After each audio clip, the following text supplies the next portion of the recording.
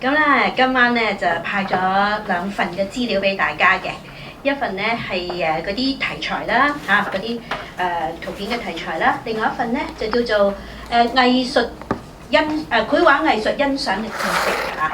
咁咧係來自一個網頁嘅，嗰個網頁咧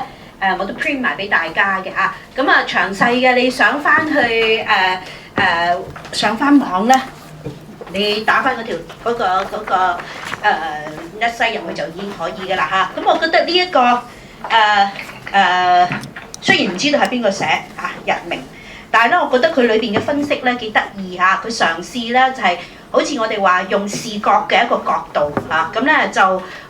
唔分東西嚇，佢將觀賞嘅一種方式嚇，佢又可以套用落去西畫，又或者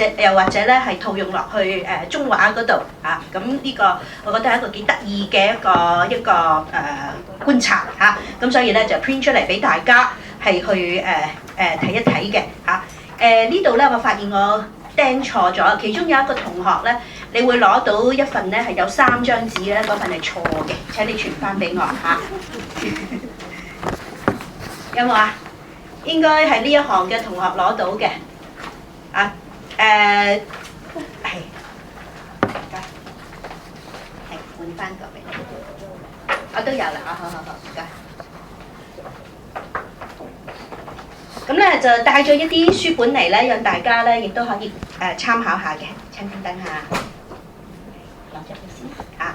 嗱，一本咧就係有關於秀拉嘅繪畫，因為佢嘅畫咧係要好細意咁睇嘅，有時咧即係放咗喺個熒幕嗰度咧，你見啦嚇，佢係一點一點咁樣嘅繪畫。咁今晚我哋會講秀拉啦嚇，咁咧就帶咗佢嘅專集嚇。咁咧呢度咧你可以睇到佢起初咧，佢喺學院裏邊去畫畫咧，佢都受到一啲抽象繪畫嘅影響。咁所以你見到咧，佢用好闊嘅用筆嚇。好似嗰啲印象派咁樣咧，就加入咗一啲粗糙啲嘅一個筆觸嘅痕跡嚇，咁咧好有氣氛㗎。佢起初畫嚇，咁啊到後來咧，佢就對於光嗰個嘅觀察之後咧，佢就創造咗一種咧用一點一點嘅方法咧係去畫畫嘅嚇。咁呢度咧你就可以細意咁去睇嗰啲一點一點嚇，尤其是每一寸嘅方位裏邊，佢用乜嘢顏色去點咧？呢個咧就要靠大家同學咧就細意去觀察下先嚇。嗱，另外咧呢兩本書咧其實係來自一啲好巨型嘅嗰啲畫冊嚇，咁佢咧有 paperback size， 咁呢兩本咧就係嗰啲巨型嘅畫冊。縮細咗做 paperback size 咧，係方便攜帶嘅嗰啲書籍嚟嘅。咁啊，坊間咧，尤其是呢個 Phaidon 呢個出版社咧，係出咗好多類似嗰啲例如有關20世紀最好嘅繪畫啊，美國嘅繪畫或者係女性畫家嘅嗰啲繪畫好多專輯嘅嚇。咁咧呢本咧就係20世紀嗰啲繪畫啊。嗱，呢本書嘅好處咧，當然圖片非常大。文字非常少嚇，咁咧佢抽取到每個 artist 佢最典型嘅嗰個嘅畫面啦，咁啊當然介紹完之後咧，呢度有少少嘅資料咧，就係介紹畫家佢相關嘅，或者係同佢係同一個社交圈裏邊嘅其他畫家，佢會 refer 你去唔同嘅位置嗰度嚇，咁咧就可以順帶睇埋某啲即係你好喜歡嘅嗰啲作品，會唔會有其他嘅畫家係走相類同嘅路線咧嚇？咁呢本書就會提供到一啲資料嘅嚇。咁呢啲書籍咧好容易喺例如嗰個Page One 啦或者係嗰個中央圖書館啦都好容易借到或者買到呢一類咁樣嘅書籍嘅嚇。咁咧，如果冇其他嘅問題咧，咁我哋咧馬上咧就可以開始去講我哋嘅資料嚇。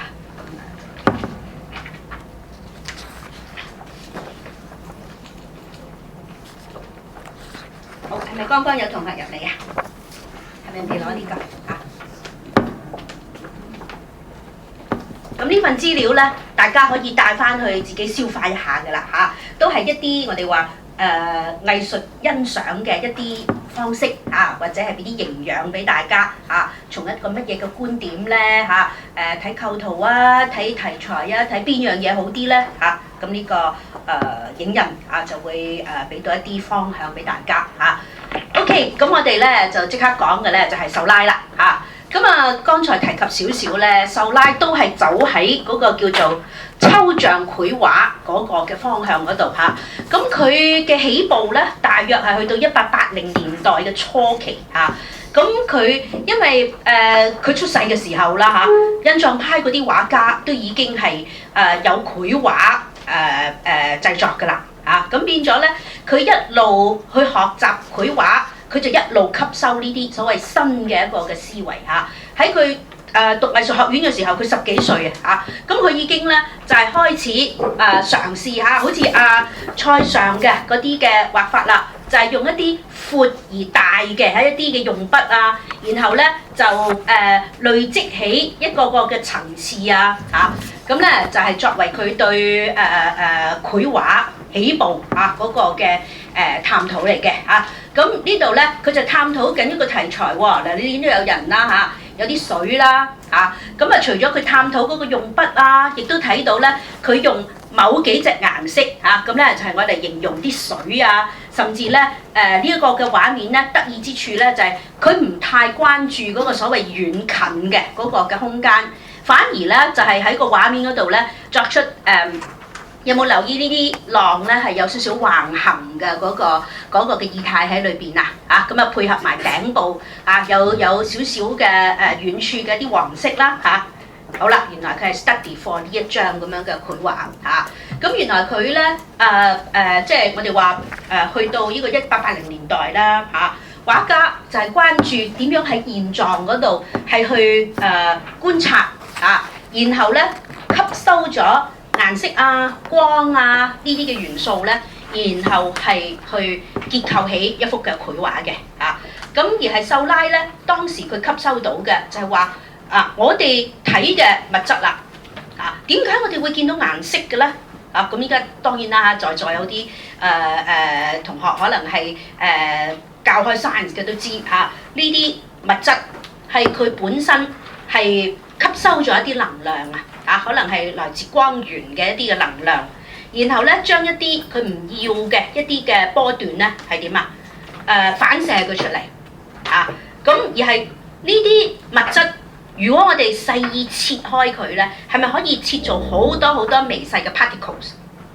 最微細咪一個 atom 啦，係咪我有冇講錯一個 atom 一個 atom 啦，包住個 atom 嘅就有啲 photon 有啲 electrons 啦，係咪咁但係我哋個肉眼見唔見到呢啲 photons、electrons 咧？梗係見唔到啦咁依家我哋有納米技術咧，我哋話切到頭髮絲1萬分之一頭髮絲1萬分之一個厚度都切到你就知道物質可以係來自好微細、好微細嘅嗰啲element 啲元素咁樣咁而係秀拉咧，佢就係考慮其實物質我哋睇佢係由好多好多細小嘅 atoms 一齊咁樣去反一個光出嚟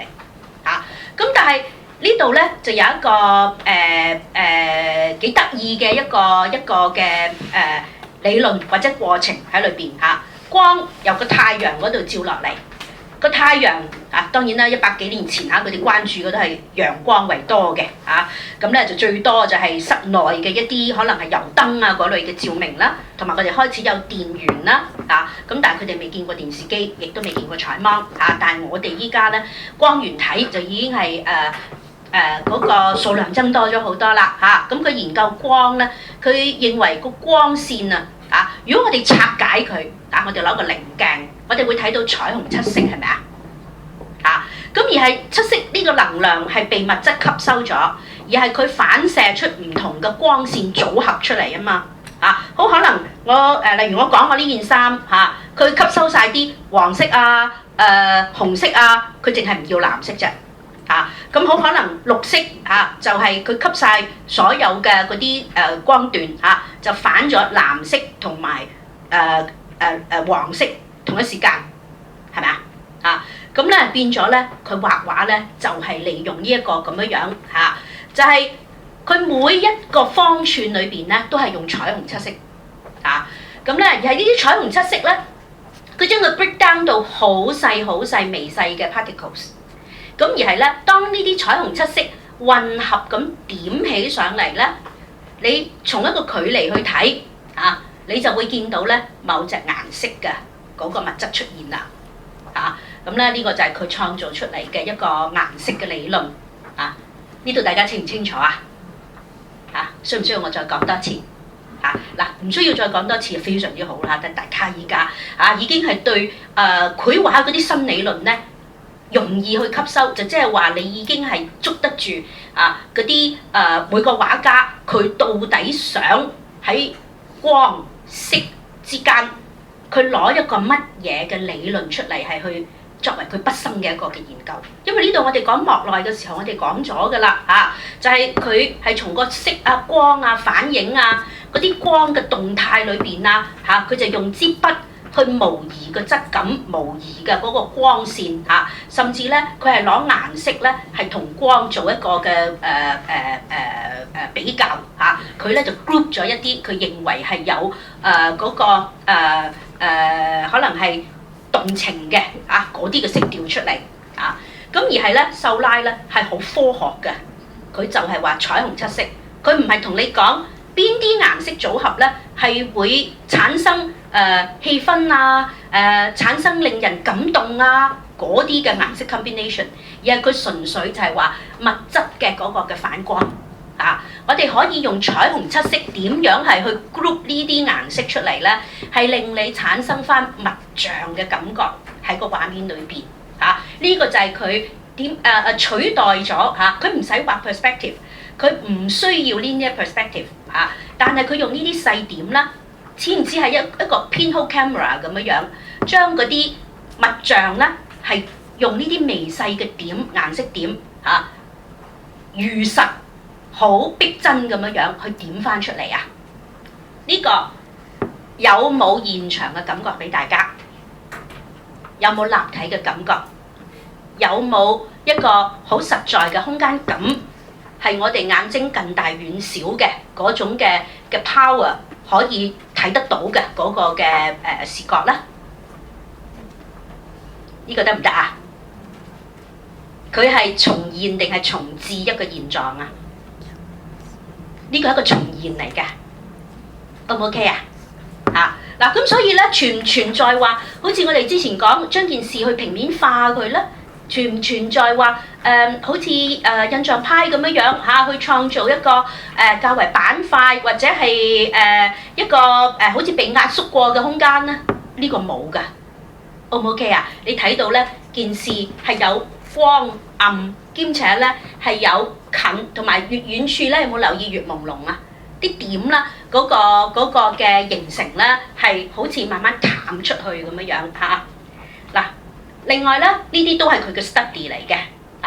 咁呢啲 study 咧可能係較為細張一啲啦咁咧變咗咧，你從某個距離去睇咧，呢啲就係好似一啲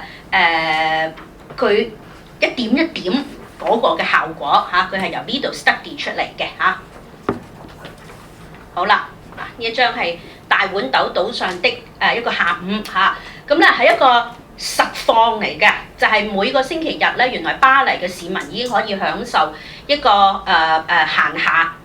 咁咧多數咧佢哋就係去市郊去享受一下啲陽光啦咁呢個大豌豆島上咧，咁你就會睇到啲男仔女仔可能係大人細佬哥咁有冇留意咧？有啲喺個光，有啲喺個暗嘅嗰個地方嗱呢度咧，佢係特登畫咗個邊框喺度嘅。個邊框如果你放大去睇咧，你就會睇到佢點出嚟嘅嗰啲彩虹七色㗎啦咁咧，尤其是你可以睇下呢個女士佢着嗰條裙，你離遠睇佢係咪橙橙地色但係你留意到佢有個立體感喺度係咪呢度受光，呢度背光嘅係咪咁於是咧，佢就喺呢一個橙色嘅呢個面積裏邊啦，呢個位置佢係點多啲黃色喺度，呢個位置咧佢係點多啲紫色喺度咁黃色同紫色，記唔記得我哋之前講印象派都講過啦嚇，就係呢一隻對比顏色咧，只要拼住一齊嚟用咧，我哋就會產生光暗嘅嗰個效果喺裏邊嚇。咁秀拉咧就創咗一種，除咗話一點一點之外咧，佢嘅油畫碟係得7隻顏色嘅啫，方唔方便啊？咁以前啲畫家咧就係喺個調色碟嗰度咧調好咗啲顏色，然後就油上個畫面嗰度嘅，佢就得7隻色，點點點點點咁去混合嚇。秀拉咧好不幸得31歲嘅壽命嚇。由佢起步畫畫到佢人生嘅終結咧，係短短12年即係嗰個即係所謂藝術嘅年齡啦嚇。佢10幾歲先開始畫畫，31歲死咧，佢係畫咗即係可能係12-13年嘅啫。但係佢 produce 咗 over 200幾張嘅繪畫，好犀利嚇，唔細張㗎。呢張大豌豆島上的下午咧有咁大張㗎即係點都點到肺癆啦，係咪啊？佢亦都好勤力收學生嚇，佢同印象派嗰啲嘅畫家，記唔記得我哋之前講過 Pissarro 啊？都係曾經去同秀拉一起咁樣咧，係去研究呢啲嘅所謂新嘅畫法或者新嘅表現嘅方式啊。秀拉就係我哋話去將光或者係先將物質係去 break down 做細點咁呢個咪就係我哋產生點線面，跟住睇呢一啲咁樣嘅我哋話設計元素嗰個嘅起步嚟㗎啦，係咪啊？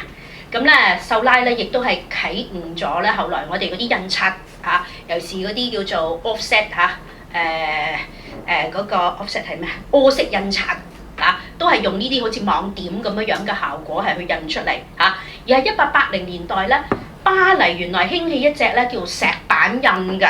係一個好新嘅一種嘅印刷方式亦都值得大家去研究下嘅咧。呢啲石版印咧就係利用油性嘅油彩同埋咧嗰個水性嘅嗰啲油彩，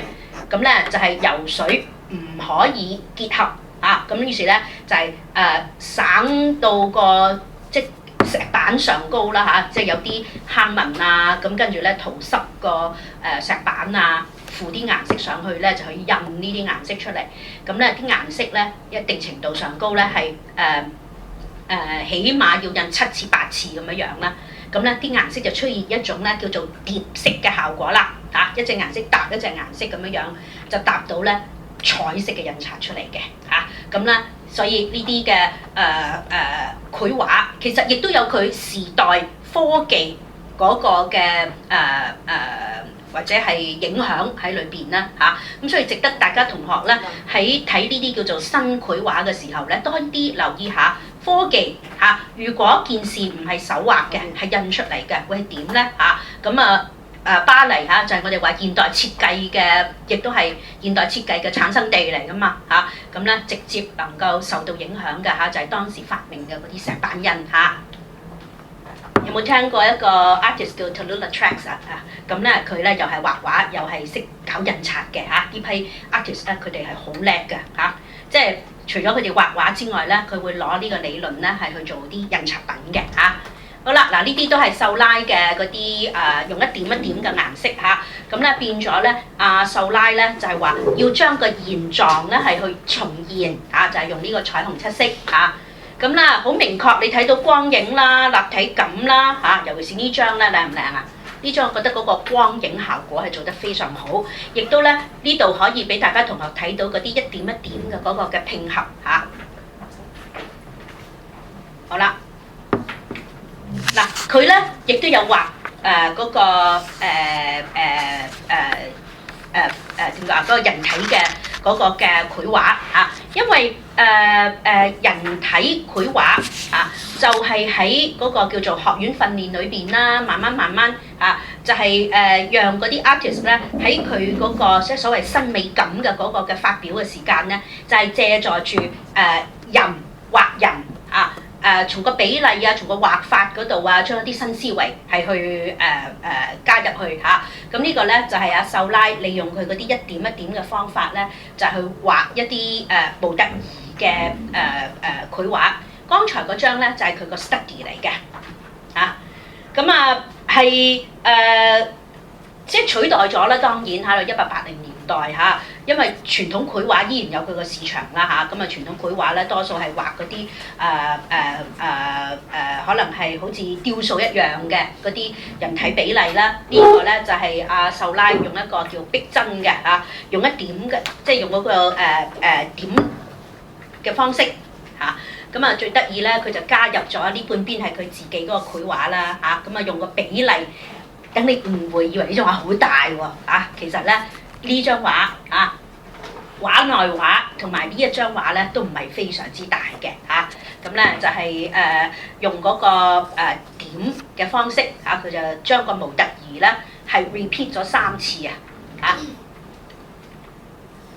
但係畫下咧又有啲新嘅思維去誕生咁咧我呢度咧就轉一個話題咧，就去到一位 artist 叫 Paul Seniak 嗰度嘅有冇留意 Paul Seniak 畫畫都係一點一點但係你覺得佢一點一點得嚟咧逼真啦，定係話佢有啲唔係幾同嘅一啲處理手法？有冇留意後邊有啲好似啲螺旋有啲好似彩虹嗰啲嘅東西喺裏邊嘅咁你估下呢一位叫做Felix Featon 啦估計係佢嘅朋友啦。呢位 Felix Featon 先生到底佢身處何方咧？估唔到係咪原來咧呢個時候咧，佢哋興起一啲混合咗一啲設計或者係我哋話玩 composition 啦有冇留意呢個係一個螺旋啦咁加入咗啲線條啦咁咧就呢個估計可能佢喺台上高係即係玩緊啲魔術表演之類嘅一個動作咁咧呢個就係 Paul Seniak 啦。本來同阿秀拉咧兩個都係合併咁樣啦，係去研究呢啲用一點一點嘅畫法嘅繪畫咁但係 Paul Seniak 咧就帶出咗咧就係話呢啲嘅畫可以加入一啲設計嘅元素咁當然啦，佢哋當時唔係話明碼實價咁寫住我們要加入設計元素只不過佢哋話考慮拼一啲可能係構圖嘅一啲玩意落去嗰個畫面裏邊。呢種嘅構圖咧，你覺得佢係產生一啲平面感啦，一啲設計性嘅一啲嘅圖案感啦，咁咧呢度就變成咧影響到阿秀拉你睇下佢嗰個影響因為佢哋係大家合共咁去研究嗰個所謂新繪畫咁呢度咧你就會睇到係咪一個女士喺個化妝間咁樣咁當然啦，女士化妝記唔記得我哋講過呢個都係當代一個較為普遍嘅一個題材探討女性嗰個私人嘅生活嘛咁咧一個女士見到佢搽粉啦咁但係咧呢個女士處於一個乜嘢嘅空間嗰度咧？佢有冇先前你睇下呢一張咧，佢好確定咁樣咧，有冇留意係畫咗一個房嘅空間出嚟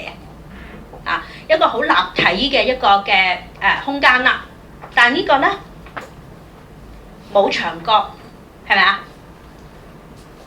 似唔似一塊牆紙黏咗落嚟？咁最得意咧嚟到呢度，如果冇個牆角，你就諗個女仔對腳點咧又唔係好似立體喎，到底個女仔見唔見到嗰啲腳趾咧？又唔知係咪佢 drop 咗喺呢度嚟，呢度咧就好似剪斷咗好啦，上高呢個女仔同呢一個叫做 background 嘅地方，你覺得佢哋兩者嘅空間係距離大定係距離少好似好少係咪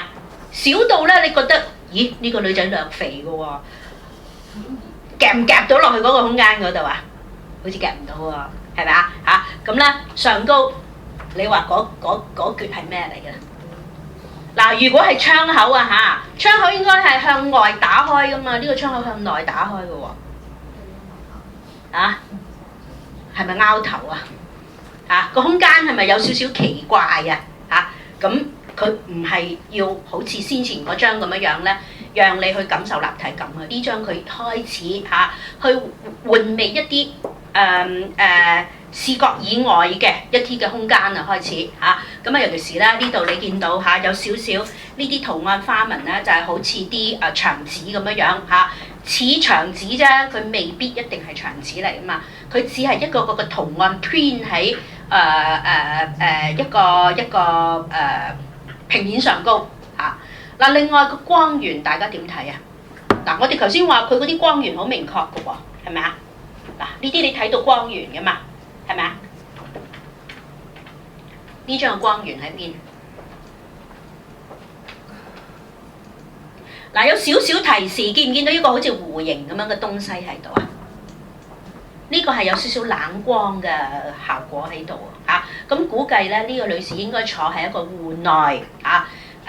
個頂光可能係來自佢屋企室內嘅一啲嘅照明嚇，咁咧個畫面咧亦都係較為平面嚇，咁咧呢一種嘅處理方法咧係讓你係將嗰個背景啊我哋話將個背景提前啊，提前到咧同呢個女仔作為前景啦，佢哋似乎係來自同一個板塊嘅空間啊冇深入去，亦都冇凹陷入去嘅嗰個空間嚇。嗱，呢張更明顯睇到佢嗰個設計嚇，將嗰個畫面有冇留意係我哋話將佢切割成為好多方塊啊？每個方塊佢有冇明確地指出呢啲係咩空間啊？有邊一個方位係凹，邊個方位係凸？佢有冇明確嘅指出啊？只係咧，你會睇到嗱呢一堆較為深色嘅，你會理解佢係較為喺前邊嘅。呢一堆咧較為係淡色啲嘅，你會理解嘅佢係喺後邊嚟嘅，係咪啊？咁同埋咧，想問下大家呢啲好似手掌咁嘅東西係咩嚟嘅？確唔確實知道啊？佢有冇好明確咁樣樣去指出呢啲係咩嚟啊？咁你估嗰啲咁係咩嚟㗎？冇錯啦，燈啦嚇，咁即係話咧，佢去到呢個1888年啊1889年之間咧，佢個畫面就加入咗好多我哋話平面圖案性嘅嗰個嘅元素，同埋你估下呢啲仲係咪用彩虹七色做啊？一定程度上高都有嚇，就係橙啊、藍啊、黃啊呢啲嘅元素啦嚇，咁呢個咧已經唔再係戶外光嚟㗎啦嘛，佢開始研究咧就係各種唔同嘅燈光帶出嚟嘅呢個，大家覺得係一種室內嘅係咪啊？而且呢個係冷燈定係暖燈啊？今次呢個暖燈嚟嘅嚇。仲有啦，呢個 check can 帽啦最得意啦！你睇下啲男仔啲女仔似唔似一個剪影咁樣嘅圖案啊？即係話佢開始係將一啲原本立體嘅東西咧係作圖案化嘅嗰個效果加入啲我哋話 geometric 嘅一啲 form 尤其是你睇下呢一個嘅位置嗱你睇下嗰個畫面嘅嗰個嘅安排呢啲嘅重複嘅嗰個嘅元素咁咧就係將一啲較為係明顯嘅呢啲線條或者係好似呢個似唔似一塊葉咁嘅形一種圖形性嘅一啲嘅元素咧加入去個畫面咁仲有咧有一個莫名其妙嘅花喺度㗎啦。呢個花係代表前景定背景咧？其實都係嗰啲牆壁嘅嗰啲燈嚟㗎嘛咁佢就係將嗰個光暗同圖案嘅嗰啲嘅效果加入去個畫面嗰度嘅嗱咁咧就介紹咗秀拉咁我哋頭先提及過佢個好朋友 Paul Sinac 啦咁Sinac 同佢畫咗一段繪畫之後應該咧秀拉去到1891定92年咧已經係過世㗎啦咁咧Sinac咧就繼續再畫落去。咁咧介紹俾大家同學嘅原因咧，就係Paul Sinac亦都直接影響到例如係 Matisse 嗰一批嘅畫家咁Matisse 起步嘅時間咧，佢嗰個顏色嘅理論以至佢採取嘅嗰啲用筆嘅嗰個嘅效果都有受到Sinac嘅嗰啲嘅影響嘅嗱，你睇下呢張鮮辣嘅嗰個轉變係咩嘢咧？嗱，呢一張咧，我哋話佢加咗入去一啲平面性嘅一啲圖案嘅一啲效果落去啦，嚇。咁但係呢一張咧，睇得出嚟咧，嗰個係一個海港嘅景色嚟嘅，係咪啊？啊！而且呢個海港景色咧係你理解到係從寫生嗰度得出嚟嘅，嚇。咁但係採取嘅顏色嗰度點啊？啊！加入咗一啲帶有紫色嘅色調，強咗啦，係咪啊？嚇，粉紅色喎，紫色喎，啊，同埋咧，你睇下嗰個天嘅嗰啲嘅環境啦，嚇，呢度咧帶有少少紅紅地。呢一度嘅位置咧，有冇留意係一啲紅色、紫色嘅元素慢慢轉出去變成綠同埋藍呢啲咁樣嘅顏色啊？啊，呢啲顏色有冇加入過一啲白色啊嗰個嘅效果喺度啊？記唔記得我哋話呢啲係帶咗少少 unsaturated 嘅嗰個元素啊？就係咧，你可以判別到。加咗少少白啦，嚇，溝過白嘅，啊，呢啲嘅顏色溝過白嘅，啊，咁變咗嗰個畫面咧就再唔係話純粹用彩虹七色係去畫㗎啦，啊，咁咧就加入咗一啲可能係個人化嘅一啲顏色嘅一個組成，嚇。好，咁咧就講完咗阿秀拉啦，咁我哋可以。講另外一位嘅畫家嚇，因為後期印象派咧，我哋會睇4位嘅畫家嚇，咁佢哋咧都係各有佢哋嘅研究啦嚇，各有佢哋嘅堅持，但係佢咧係啟發咗後世嗰啲繪畫咧有幾個嘅新嘅方向嚇，我哋話一啲繪畫性上高，用色啊，用圖形啊嚇嗰啲嘅特徵效果嘅嚇，咁再介紹落嚟咧。就係呢位嚇，就係高更嚇，咁咧就係1848至到1903，咁你睇到咧1848，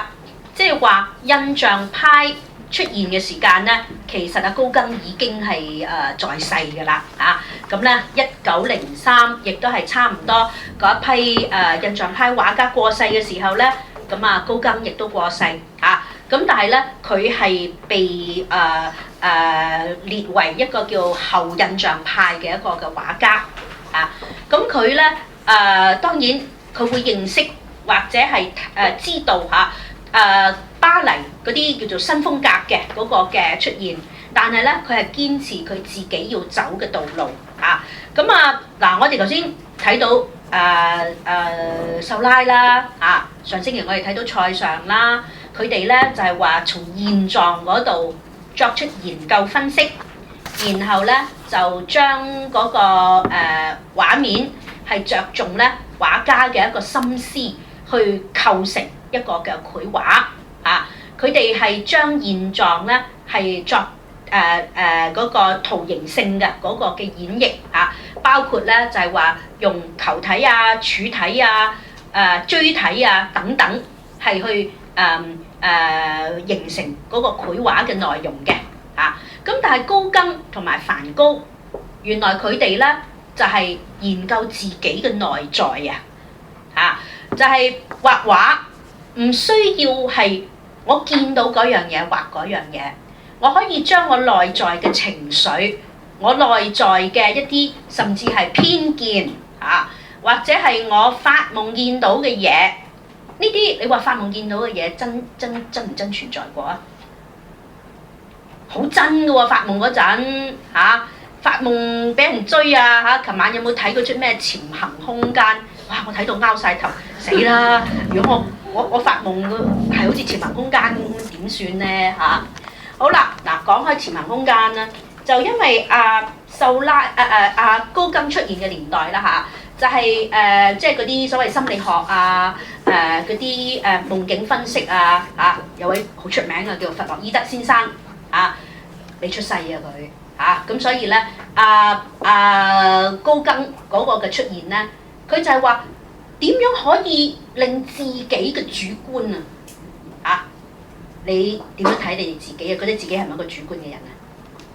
有冇試過同人拗頸？哎呀，我話係咁啊咁啦，你哎呀唔好理啦。總之我希望係咁嘅件事，有冇啊？啊，試過咁樣即係堅持自己未啊？嚇，高更就係話畫畫就係要有呢一種咁樣嘅主觀喺裏邊啊。因為畫家就係去認識個視覺嗰個人，係直接對事物有感受嗰個人。有啲嘢講都講唔到咁多俾人聽㗎。嗱，呢度咧就出現咗一種叫 symbolism 好似印咗俾大家嘅嗰個解釋係咪啊？你可以揭翻去嚇。咁symbolism 咧，原來佢就係話preoccupation 啊，即係我哋個腦裏邊啦，有冇試過俾某啲思維咧預先係有冇試過喺度諗嘢，人哋同你傾偈咧，你自己唔知人講乜咁樣啊？你咪 preoccupation 咯，又或者一刻早起身已經俾啲屋企人激親㗎啦咁啊翻到公司之後咧仲係心心不憤啦或者喺地鐵俾人踩親啦咁咧人哋同你講乜咧，你都要諗住，如果我頭先識得踩翻佢一腳咧，我就冇咁嬲㗎啦咁咁呢個嘅情緒你唔宣泄嘅話，你就成日就覺得自己好似好唔安樂咁喎嗱，咁呢度咧就係嗰個叫做 preoccupy 好啦。俾乜嘢 preoccupy 咗咧？你哋會唔會俾琴晚發夢嗰啲嘢影響你㗎？會唔會㗎？都會㗎。試過發夢喊未啊？我細個試過啦，好離奇嘅。我成日要同人分享呢個夢㗎，就係好細個時候咧，曾經有一排咧，成日發夢都鬼嘅，俾鬼追嘅。咁咧就即係當然俾鬼追到去樓梯口嗰隻啦咁行過樓梯口你咪驚到腳仔軟咯。咁有一晚咧就發夢樓梯口嗰一戶人咧火燭點知第二日佢真係火燭死啦！原來發夢係會真㗎咁好驚㗎嘛，係咪就係好多時候我哋辨別唔到現狀，同埋咧我哋喺瞓覺發夢嘅時候咧，我哋啲情緒釋放係嗰啲感受係好真嘅咁咧高更就叫咗呢啲做神秘冇得解嘅。總之我認為係咁啦，冇得解嘅，你唔好要我解啦咁樣好啦 ，dream state 畫到好似發夢咁樣發夢有冇試過好開心㗎？發夢中六合彩啦發夢食嘢啦，呢啲係最好㗎啦，係嘛？食下嘢嗰陣鬧鐘響就最唔好啦咁咧就係 dream state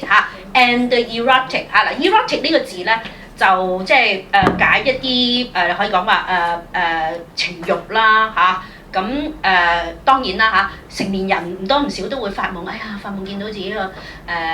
最心愛嘅人又或者發夢咧就日頭好想追佢㗎啦，追佢唔到夜晚發夢同佢一齊啦嗰啲同埋好多時候咧就係即係當然你會 talking about 120年前咧都係一個叫男性主導嘅一個嘅社會啊嘛女性咧就嚟到好遠俾人睇嘅啫女性就冇得提 erotic 呢個字嘅，但係男仔你知道巴黎男性好多情人㗎嘛，係咪咁咧佢就係對女性嗰啲 fantasy 啦對男歡女愛啦咁可以 group 佢入 erotic 嗰度，咁而係咧喺高更之前啦係冇人提及過呢啲嘅元素㗎嘛大家就話不斷咁現狀你睇下秀拉又話研究光塞尚又話研究某些嘅圖形，係冇人講過自己嘅感受同埋自己嘅嗰個情緒種種嘅嗰個嘅形成啊嘛咁所以咧高更咧就一律就係話原來畫畫係可以 release 呢啲 creative 嘅 potential咁咧佢就係話唔需要一定人人明白自己講乜嘢嘢㗎但係你可以用某啲嘢去象徵，或者某啲嘢咧係去暗示你呢啲情緒性嘅嗰個嘅釋放咁呢度就係同塞尚好唔同啦。塞尚就係話見嗰樣我就去分析嗰樣，但係高更咧就係話最直接嘅嗰個感受，最直接嘅嗰個嘅體會，可以用一啲圖形，又或者好似我講，我琴晚發夢見鬼，我今日畫鬼，咁都可以㗎我就係將我喺夢裏邊嘅一啲諗到嘅形狀畫落去個畫面嗰度嚇。有冇聽過一啲研究咧？就係話我哋瞓覺啦，當然嚇，瞓到最熟睡嗰陣咧，其實我哋最 creative 嘅啊。咁咧有好多同學咧就係話：哎呀，我迷迷糊嗰陣我諗到㗎，有冇試過啊？啊，不過醒咗唔記得咗啫嘛嚇。咁啊多啲翻去留意下自己發夢啦。原來裏邊有好多你唔知道自己嘅秘密喺裏邊都會有㗎嚇。咁嗰個咧其實係可以幫到大家係去畫畫嘅嚇。好啦，佢嘅東西咧原來係 reaction to and a rejection of the materialism in modern culture， 即係話唔用物質去作出嗰個構成與分析嚇，唔會好似秀拉咁樣嚇，又話研究嗰支用筆啊嚇，研究個光線啊嚇，全部係佢自己內裏嚇。咁咧我哋話一種叫 temperament 嚇，嗰個性情嘅一種嘅研究嚟嘅嚇。好啦，咁啦，我哋先睇下高更嚇。高更咧據說咧佢好中意畫畫，佢起初係業餘嘅啫嚇。咁咧佢嘅出身咧係幾奇怪嘅，原來佢咧係喺巴拿馬南美洲嗰度出世嘅嚇。咁啊隨住佢啲屋企人咧就係去即係翻返去巴黎，咁佢喺巴黎嗰度受教育啊咁樣嚇。咁但係咧到佢即係稍為年長啦嚇，佢知道佢自己係即係中意畫畫啦。咁咧佢去到20零30歲嘅時候咧，佢就放棄咗佢自己嘅職業。但係咧，佢同一時間咧好奇怪地咧，佢走出去浪跡天涯嘅嚇。佢去過好多地方，佢好似去過丹麥啦，來回過南美洲幾次啦，甚至咧到佢放棄咗佢喺巴黎嘅嗰啲職業啊，佢嘅家庭啊，佢咧就去咗大溪地嗰度嚇。咁咧就係都係就係佢揾佢頭先嘅嗰啲叫做衝擊啊嚇。有冇聽過人講死啦？我對生命冇感受，我等於冇活過一樣啊！我感覺自己活就係因為我自己對事有感覺啊！佢認為呢啲都市嘅生活可能提供唔到一啲生命嘅感覺俾佢啊！咁所以佢就周圍去睇，周圍去揾乜嘢係感覺啊！嗱咁啊，仲有咧，我哋話呢個係一個即係男性啦嚇，你要120年前嚇呢一個法國，尤其是殖民地主義呢一種非常或者係帝國主義啦嚇，非常之強嘅一個嘅年代，作為一個法國人，一個法國嘅男性嚇，就有嗰種例如征服世界啦、征服女性啦嚇嗰種嘅雄心喺裏邊啊嚇，諗下1880年代我哋中國係點樣啊？係咪革命中嘅戰爭啊？係咯，俾人撳住打啦嚇。咁英法聯軍啦、八國聯軍啦嚇。咁但係咧，高更就唔係嘅嚇，佢都係成個世界去，佢係想睇乜嘢啊？係睇世界未被征服之前啊，未俾白人征服之前啊，嗰個嘅原始世界嚇。希望從中咧睇翻未受 Christianity、未受教育影響底下人最直接嘅反應，所以佢走咗世界一個大圈，幾慘我覺得嚇。我諗佢內在嗰個壓力係非常之大嚇。咁佢結果去到大溪地咧，佢認識咗一批土著啦。佢喺個土著嘅身上高睇到好多非白人嘅一啲思維，或者係唔係白人嘅嗰個宗教啊、教育啊咁咧佢就所以佢喺大溪地嗰度去終老嚇。好啦，一個咁奇怪嘅一個人高更佢點去睇佢自己咧佢畫咗佢自己喺度啦，係咪啊？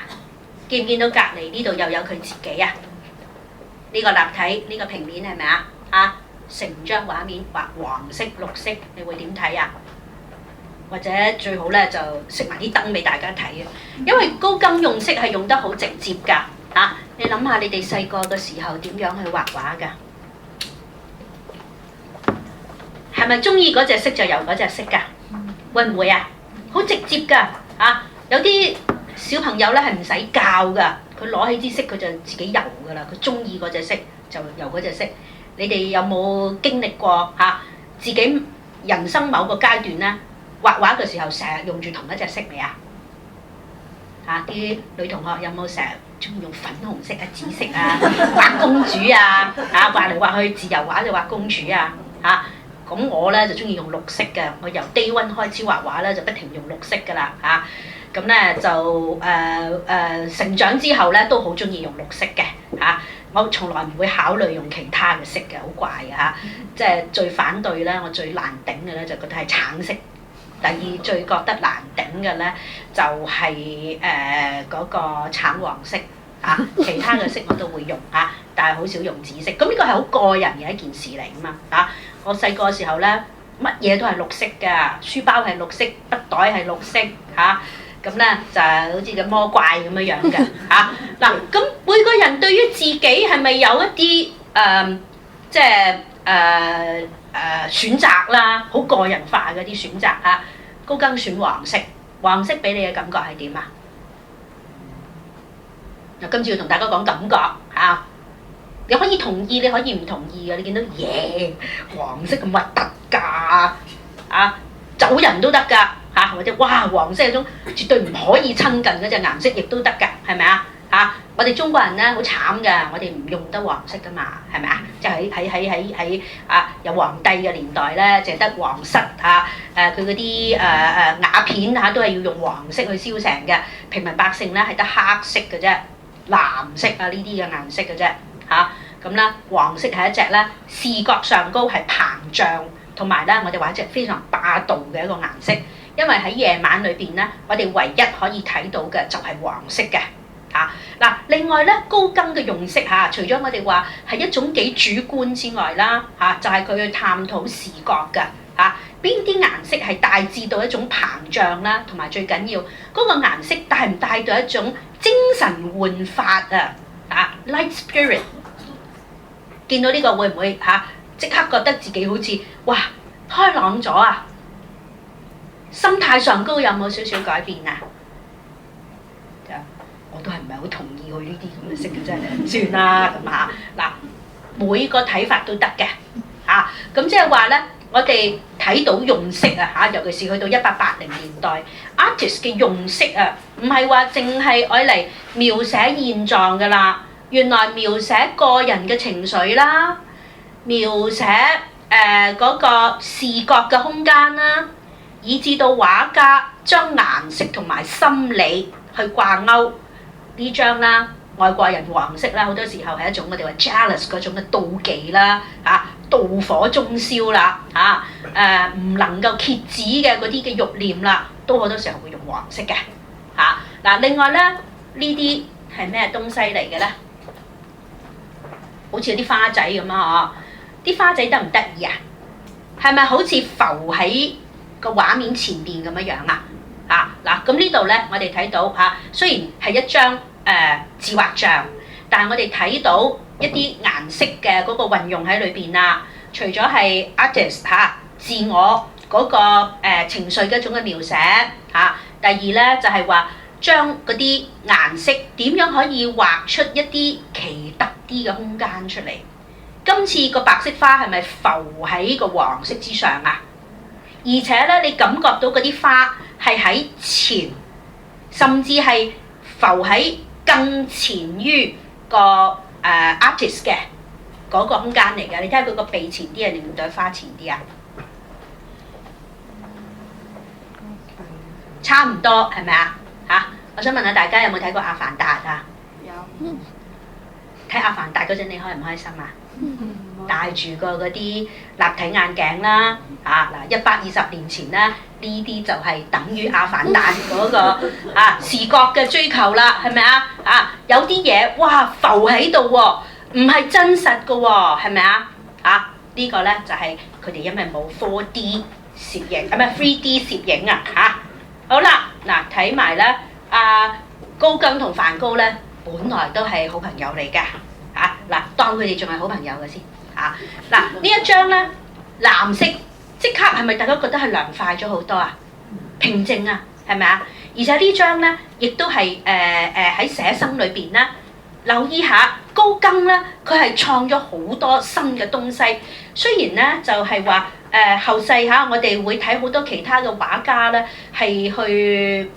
作出一啲同高更相類似嘅嗰個處理啊。咁但係咧，你揭翻開邊個係帶出呢啲新嘅思維出嚟咧？其實係高更㗎嚇。嗱，第一高更咧就係最早去觀察嗰啲叫做原始文化啦。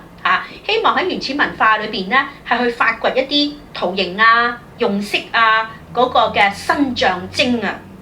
啊，好似我哋頭先講咁樣樣黃色喺白人嘅文化就係嗰種 jealous 啦。咁但係黃色去到大溪地文化，佢有冇佢嘅暗示，或者係佢嗰個心理成因咧？咁呢個咧就係高更第二樣嘢咧，高更亦都發明咗一啲畫法咧。佢即係中文嘅翻譯咧，就叫佢做畫珐琅質嗰種嘅處理嘅。有冇留意咧？佢將啲嘢冚唪唥框住晒條邊啊！有冇留意啊？線條感係好重嘅咁咧就係好似咧，我哋做嗰啲珐琅質啦。其實大家都知道珐琅質都係西式嘅一種首飾嘅工藝嚟嘅。咁咧就係將一塊銅片啦，就焊啲圖形喺度啦咁然後咧喺嗰個銅條裏邊咧就放啲玻璃粉，咁然後咧就拎去燒，咁咧嗰啲玻璃粉咧高熱溶咗之後咧，佢就會攤開喺嗰條銅線嘅中間嗰度嘅咁咧就係產生嗰種透明啦、油彩啦即係好似呢啲咁樣樣啦。一條幼嘅邊框框住咁樣樣嘅咁呢個嘅畫法咧都係高更帶出嚟嘅好啦，咁真正睇到高更嘅用色呢度咧，成張畫面咧係偏黃黃地係咪佢個畫面唔係再同你去追求咩叫彩虹七色㗎啦呢張畫睇咗你開唔開心啊？麻麻地咁但係咧，我想問下大家呢隻係咩色嚟嘅？藍色藍定紫啊？紫藍紫定藍啊？紫藍藍紫定紫藍啊？紫藍嗱呢度咧，高更就玩咗一樣有趣嘅視覺俾大家。原來顏色係冇絕對嘅，明唔明白就視乎嗰隻顏色擺咗喺乜嘢嘅環境裏邊呢隻咧，如果你揾個窿啦你剪一個細框淨係遮住佢睇咧，佢只不過係一隻藍色嚟嘅啫。但係一放咗手之後咧，受其他顏色影響咧，呢度馬上變成紫紫地咁色嘅咁顏色咧最好玩就係咁樣樣嘅我哋去睇色咧，好多時候咧就唔係話個顏料擠出嚟就係嗰隻色，而係睇下你拼住乜嘢嘢嚟用去產生一個令顏色鮮明啲定係個顏色係更加低沉啲咧咁呢個咧都係要累積一定嘅嗰個繪畫經驗咧先做到出嚟嘅咁呢一張畫得意之處咧，覺唔覺得個畫面好似俾人哋剪咗四條坑喺度咁覺唔覺得邊樣係凹，邊樣係凸邊個地方係凹，邊個地方係凸似乎呢個地方係凹嘅喎，係咪某啲地方咧，呢個色咧就變成凸嘅喎，有冇留意到喺呢個場合裏邊咧，呢個色係凹嘅轉到去某個方位咧，佢會可能變成凸嘅就係佢唔要 lock 死你嗰個嘅視覺，認為係嗰個前後而係唔同嘅細方位我 group 呢隻顏色出嚟，我可以睇到凸，或者 group 某隻顏色出嚟，我會睇到凹咁樣嘅效果出嚟，明唔明白好啦，嗱呢張咧就係佢愛嚟激死呢個 Courbet 嘅庫爾貝咧，因為畫寫實主義噶嘛，咁佢就話如果你用我畫天使，除非你真係俾我見到個天使啦咁即刻高更就話好我畫個天使見唔見得啊？佢話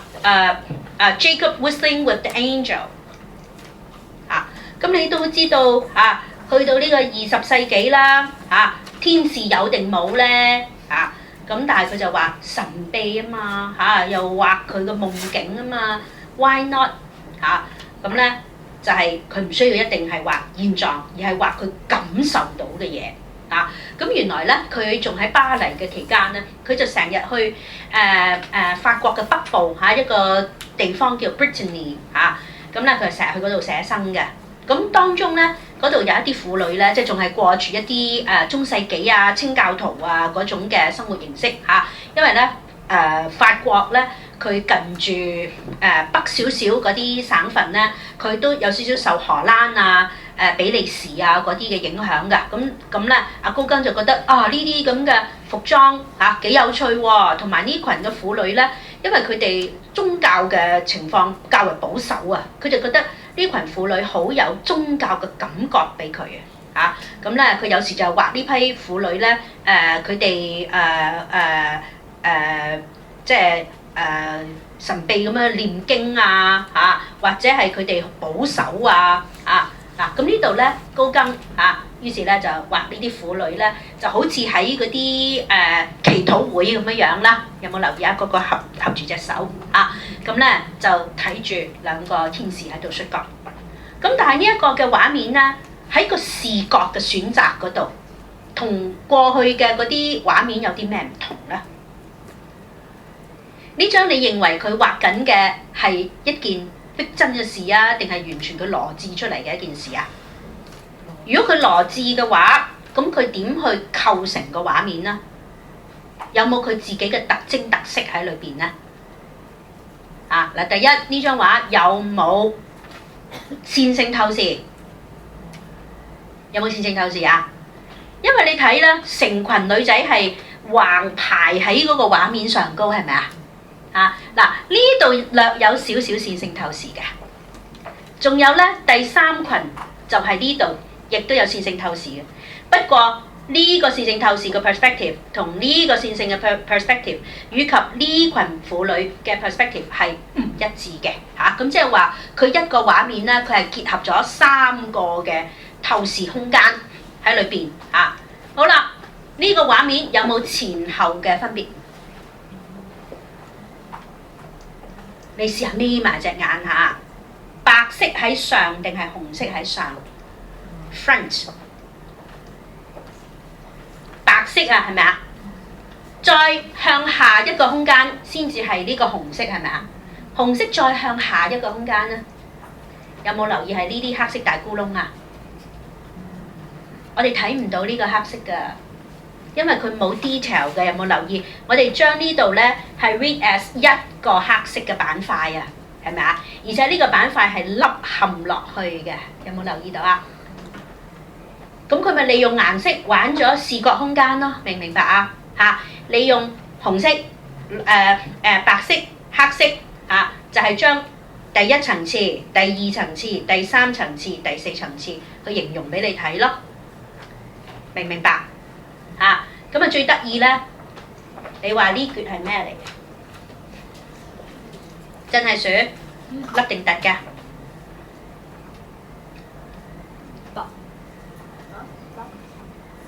有似粒喎，咁啊即係同你玩緊咯，係咪啊？佢唔去確定佢就讓佢粒同突喺度點啊？記唔記得我哋講視覺未係 balance 嘅嗰一刻係最好玩啊！似粒又似突 ，balance 唔到嘅好啦，咁咧呢個畫面啦，仲有你留意下呢個似唔似一個好得意嘅圖形喺度啊？係咪啊？佢冇去 define 呢個個立體嘅情況，佢只係加入咗塊面啦、線條啦，係咪啊？咁咧呢張就係點解我哋話佢係將嗰個畫面係換味到非常之平面嘅一個嘅處理咁所以呢度你就要分開，第一佢個意念咧，佢係畫佢見到嘅嗰批 Brittany 婦女對宗教嘅感覺啊嘛，喂宗教嘅感覺喎即係咩啊？嚇！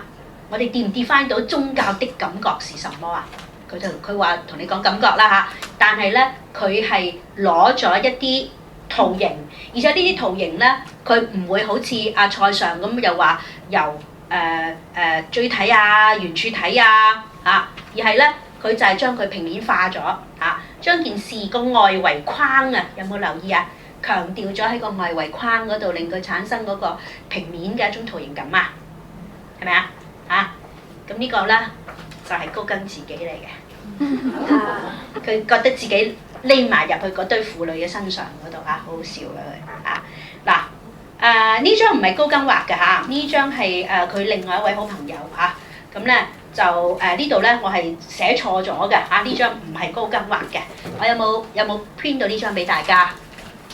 查咗佢嚇，呢張應該係好似係Bonnard 嘅畫面嚟㗎 ，Bonnard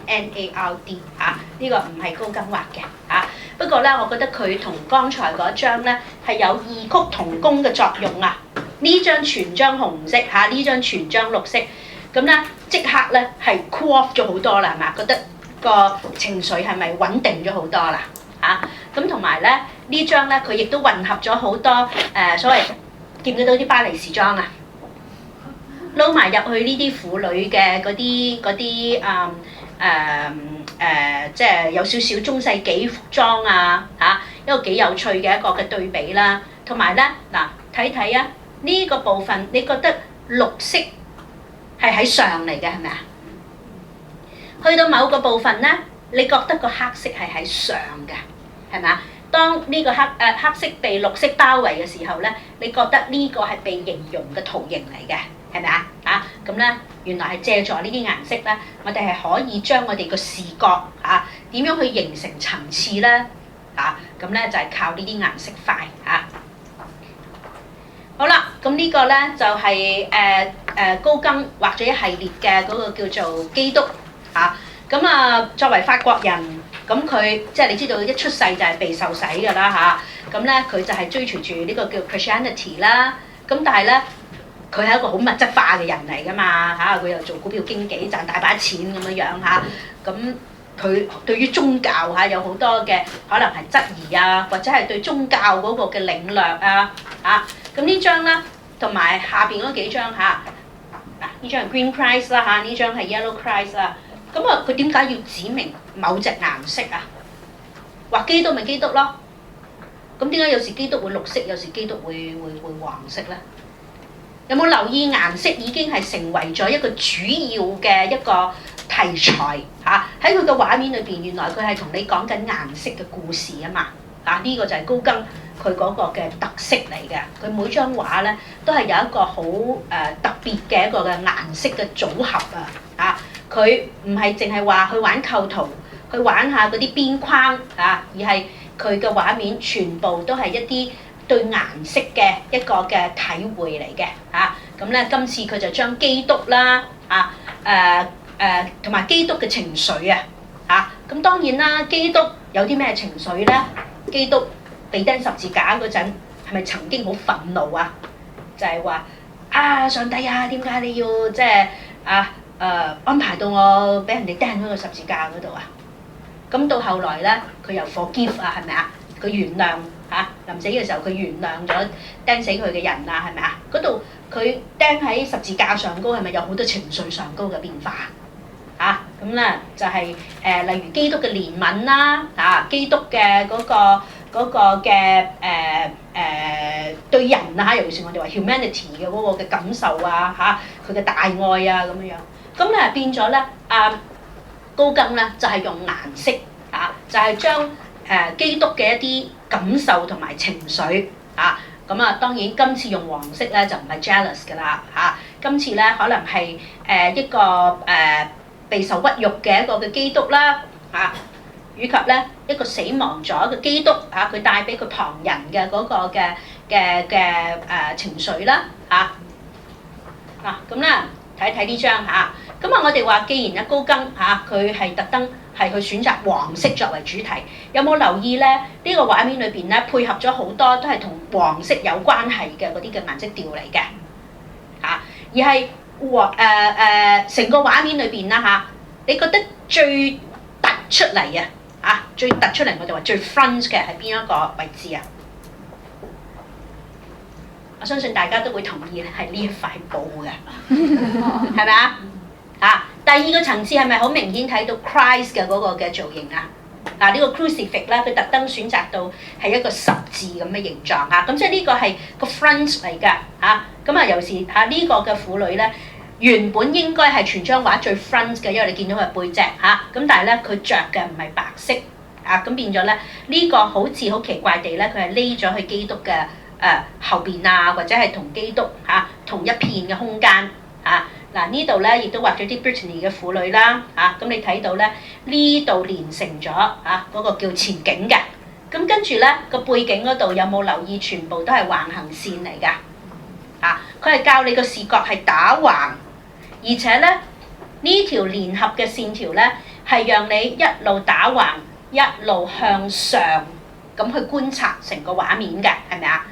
咁呢度咧就係話佢用一個叫視覺嘅路徑、視覺嘅嘢，即係嗰個嘅構圖咧個目的就係帶引觀賞者嗰個嘅目光由底一路行上去頂，兼且咧係左右咁去遊動嘅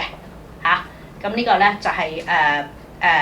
即係佢搞呢啲所謂新視覺用尤其是呢啲就係帶有我哋頭先講好似畫珐琅質俾個幼框線，而且咧珐琅質嗰啲幼框線裏邊啦，嗰啲好似玻璃咁咧就係溶咗之後咧就會形成一片嘅顏色，咁所以咧呢度你會留意到喺個框線裏邊啦，佢着嘅色咧都係較為係平一啲嘅。見唔見到佢嘅用筆啊？會唔會好似秀拉咁一點一點俾人見到啊？佢用嘅筆係平筆嚟嘅，有冇留意到啲顏色係一塊咁樣着出嚟，咁所以咧你係對嗰個顏色嘅感受咧係會好強你唔會俾嗰啲筆觸嘅痕跡咧係去影響咗你嗰個感受。你唔同話好似莫奈咁啦佢個用筆好重噶嘛，你睇到好多質感，你睇到嗰啲質感咧都會有光暗嘅嗰個嘅影響，但係呢啲咧平面一塊嘅時候咧。你諗下，如果有燈照落嚟咧，呢啲顏料會唔會 cast 個 shadow 喺個畫面裏邊？係唔會嘅，因為呢啲係平嘅一個顏色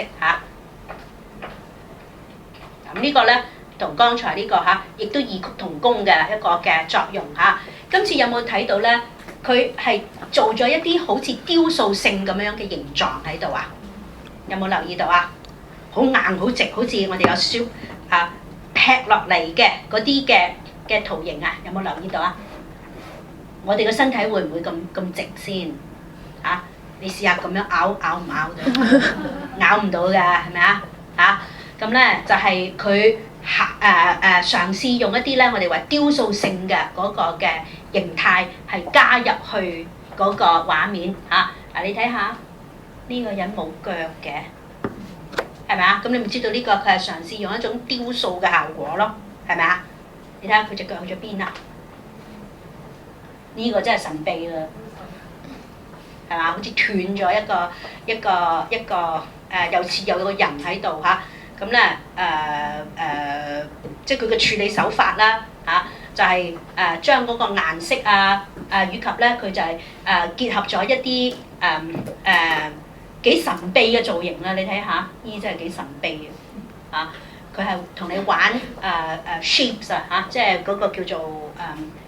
圖形好啦，呢個咧就係庫爾貝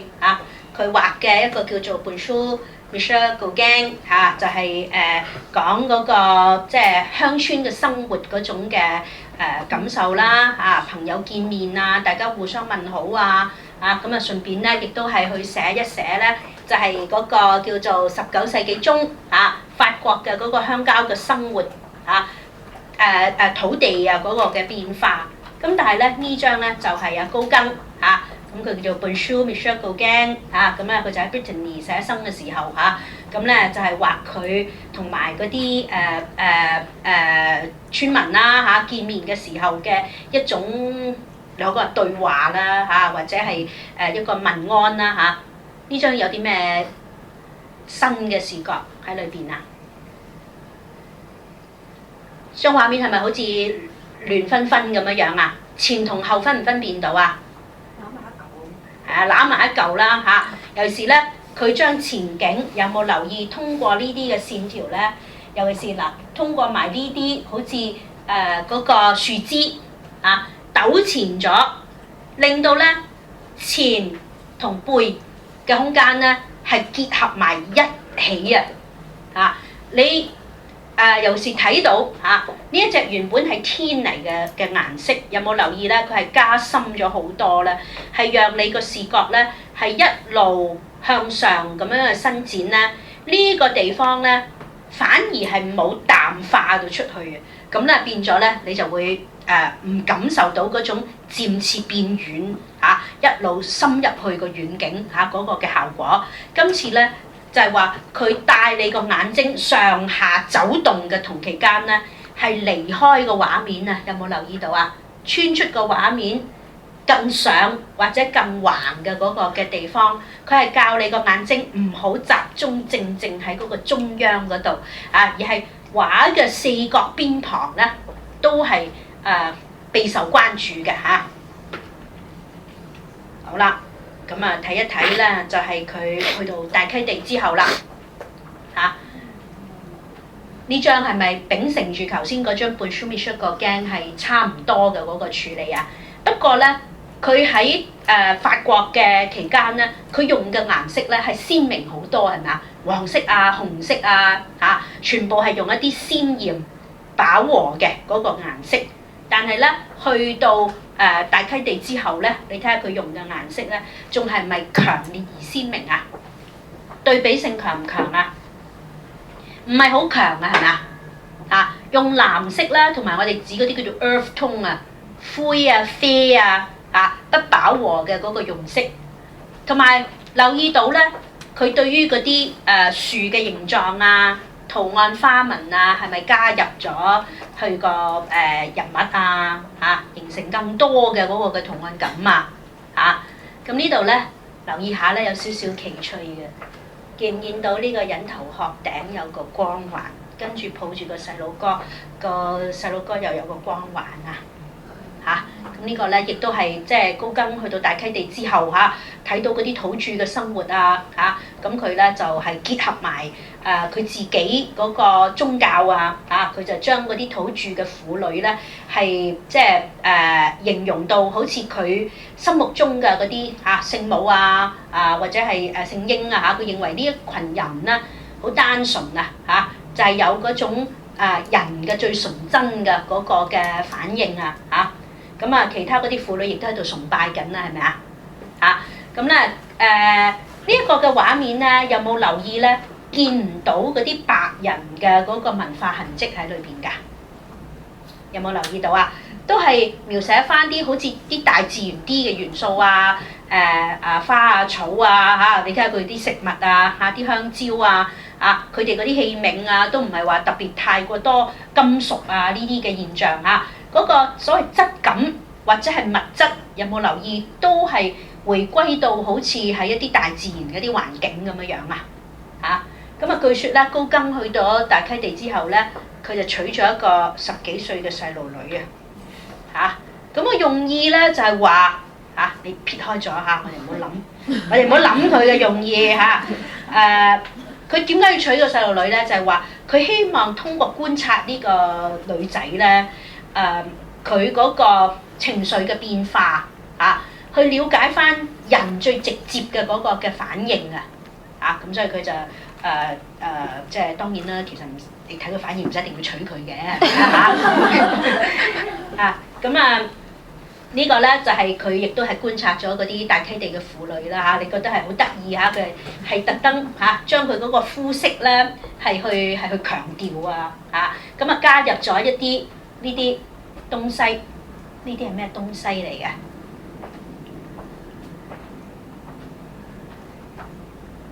佢有冇具體指出係咩東西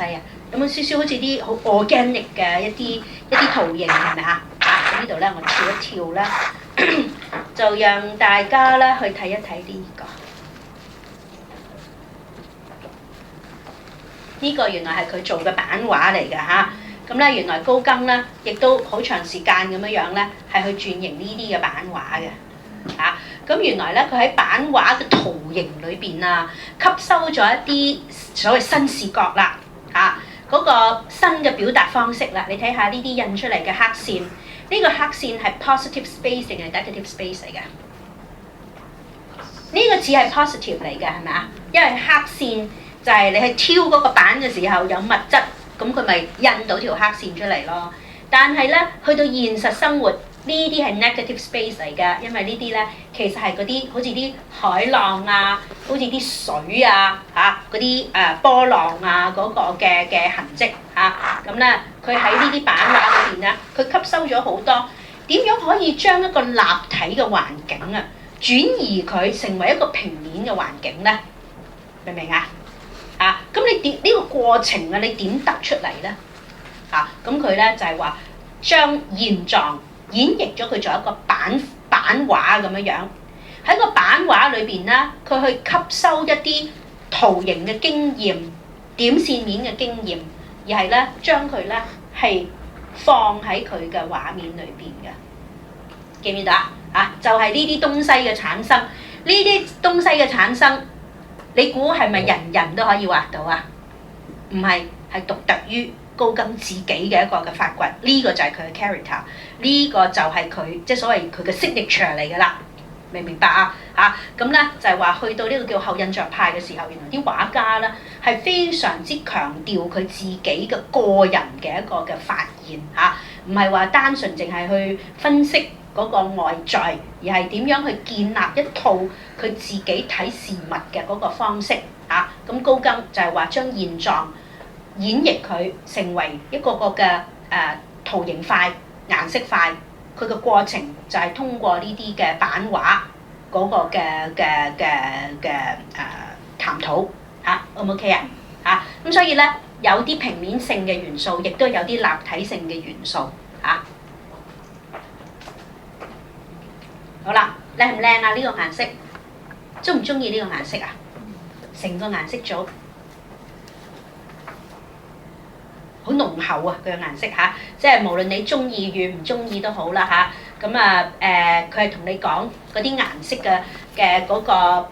配合啦同埋上高見唔見到有啲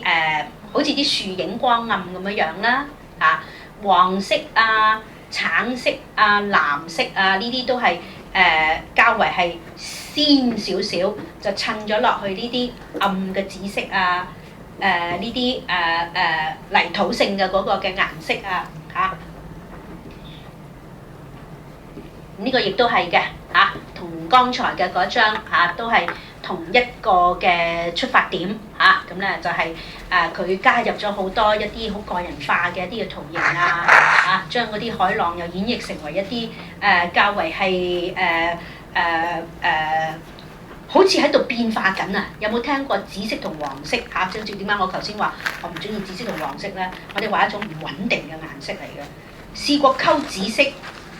想溝翻同一隻紫色容唔容易啊？好難嘅，你覺唔覺得紫色係最難溝㗎，因為只要爭啲咁多咧，佢偏紅偏藍咧，個變嘅程度係可以好大嘅咁呢度咧就係冷嘅紫色同暖嘅紫色啦紫色同橙色啦處於好似喺度調合緊，但係又未調得成嘅嗰個嘅時刻咁好得意嘅，啲婦女就走去其實佢哋係沖涼啦咁咧就走去個海邊嗰度跳落去個水嗰度咁啲男人喺度捉魚即係一種好原始、好簡樸嘅一個嘅生活呢個就係佢嗰個14歲嘅未成年嘅少女都係佢妻子嚟嘅咁咧就話説咧有一晚咧佢係特登好夜翻屋企咁咧你知道呢個原始文化裏邊佢哋冇電㗎係咪咁個女仔咧就匿埋喺個屋裏邊咧就喊就因為覺得好驚，覺得黑夜咧嗰種嘅籠罩好似暗藏咗啲危險啊、死亡啊嚇。試過細個時候被獨留在家未啊？跟住就驚到匿埋死啦！唔知房裏邊會唔會有鬼咧？又冇人幫自己着燈，又驚隻蠄蟧行出嚟。咁於是咧，阿媽出咗門口之後咧，就坐喺嗰張凳嗰度坐到阿媽翻嚟啊！試過未啊？打未啊？我淨係記得咧，以前屋企咧有一隻咧6寸咁大嘅蠄蟧住咗喺度嚟嘅，好奇怪喎！總之阿媽一出街佢就出嚟喎嚇。咁咧一見到隻蠄蟧就指住佢走啊走啊嚇！我阿媽就翻嚟㗎啦啊！好驚㗎嘛，夜晚黑嚇呢種無形嘅一個嘅恐懼啊，係咪啊嚇？咁咧佢就將呢一種嘅 association 嚇。就係死亡啦、暗藏嘅嗰種嘅憂鬱啦嚇，咁啊仲有一個得意嘅現象咧，原來成個19世紀末咧，歐洲咧係籠罩住一片咧叫憂鬱嘅風氣嘅嚇。咁當然啦，佢哋係好受嗰啲文學著作嘅嗰個嘅影響嚇。咁啊有時畫呢啲嘅畫面咧，好可能係個畫家佢讀咗一啲文學嘅著作啊，或者係睇佢哋都會去睇嗰啲嘅歌劇啊之類嘅嚇。咁咧就係當時咧有啲詩人嚇，咁咧佢哋係好鼓吹一種憂鬱啊嗰種嘅情緒，認為憂鬱咧先至係最有 feel 啊嚇。咁啊嗱呢個期間啦，大家都知道嚇有位出名嘅作曲家叫柴可夫斯基啦嚇，即係雖然佢係一個俄國人嚇。佢成世都憂鬱嘅嚇，佢又成世都想自殺嘅，就係因為佢憂鬱嚇，又覺得社會唔接受佢啊，又覺得佢寫嗰啲歌啊冇人欣賞啊，咁又話佢有奇特嘅性取向啊，不容於社會啊咁樣樣，咁佢成日 attempt suicide 嘅嚇，咁咧就結果咧就有一日咧就話佢飲咗一杯咧係被污染過嘅一個水啊，佢特登飲嘅。飲咗之後咧，佢本來係想試下死唔死得嘅啫，不過真係死咗終年50咁咧原來成個文藝界都吹住呢一種咧咁好玩嘅一種嘅情緒啊，就係話玩憂鬱啊！我哋講竇家嗰陣講過㗎啦咁原來咧高更都係想借助住顏色咧去描寫一下呢啲即係所謂令人有感覺嘅嗰啲嘅顏色咁另外啦，就係呢個19世紀末咧，其實大家都知道國際關係亦都係非常之複雜噶嘛即係除咗我哋話中國啊，咁你諗下嗰個時候嘅俄國亦都係啦即係佢哋又有啲地下嘅組織例如佢哋嘅共產黨推翻啲皇朝咁你話生命係快樂定唔快樂咧整體嚟講咧，最慘嘅咧就係奧地利啦，當然佢冇海岸線咁咧佢亦都係好備受其他嘅嗰啲國家嘅逼迫德國呢啲嘅地區咁所以咧整體就係瀰漫住呢一種咧歐洲列強。表面上就大家一齊去爭奪呢個國際嘅資源，但係實質咧又大蝦細咁樣咁好多時候咧，呢啲嘅即係所謂社會情緒，其實亦都係對呢啲畫家咧有一定嘅影響喺裏邊嘅。佢就係要追求呢一種驚惶啦人嘅嗰種嘅最內在啦就雖然佢係未至於去到話。好似超現實主義嗰種歇斯底里嗰種受驚嗰種情緒，但係佢都係想去揾翻人嘅嗰個對事物最直接嘅嗰個嘅反應咁細路仔就嚟得係最天真㗎啦咁當然佢唔可以娶個8歲㗎啦亦都唔可以娶一個細過14歲㗎啦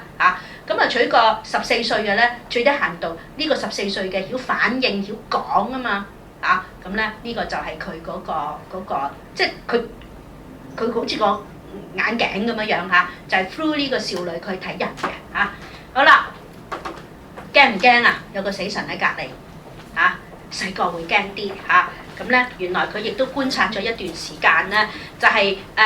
大溪地嗰啲嘅即係宗教啊，佢認為可能大溪地始終係一個原始文化啦嚇，咁咧就係對大自然嘅嗰個力量咧都仲係好保守啊嚇，或者係好容易受驚啊。見唔見到呢度後邊有啲神喺度啊？因為佢認為大溪地嗰啲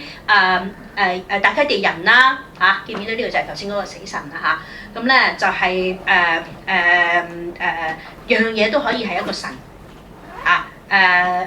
又樣嘢都可以係一啲鬼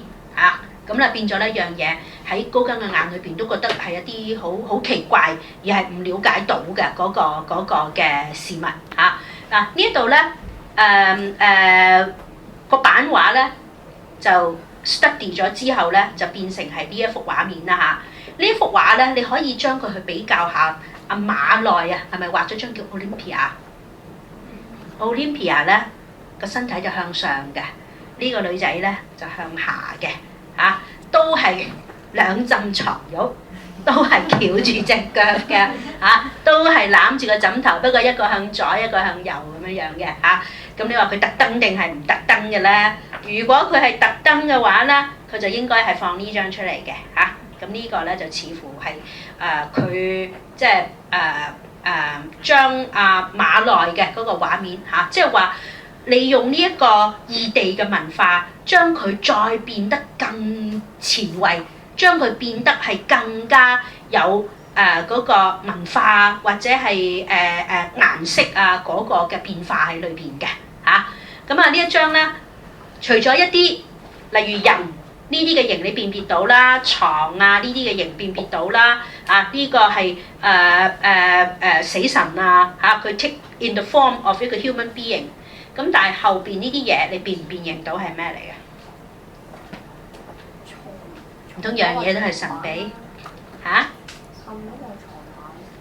你覺得嗰度有啲乜嘢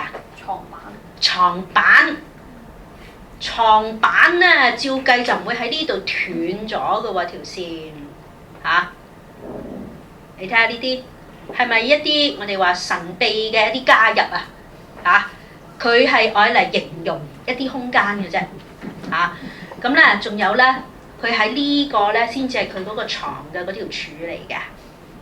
見唔見到有啲雕塑喺度亦都係帶有佢對嗰啲土著文化嘅嗰個認知或者係佢對嗰啲土著文化常用嘅嗰啲圖案符號咧係加以變化嘅有冇留意好多嗰啲原始文化咧？佢哋冇文字嘅，但係佢哋有一啲符號，嗰啲符號可能係佢哋族群嘅徽號宗教嘅一啲徽號或者係啲家族嘅嗰啲徽號咁當然啦，大溪地對於高更嚟講係一個佢即係唔係好認識嘅文化嘅時候，佢就係攞呢啲元素加以去演繹佢或者我哋話將佢作出佢嗰個版畫嘅一啲圖案元素嘅嗰個嘅引用嗱咁咧呢啲咧你就會睇到原來佢將嗰啲神像啦佢見到嗰啲石像啦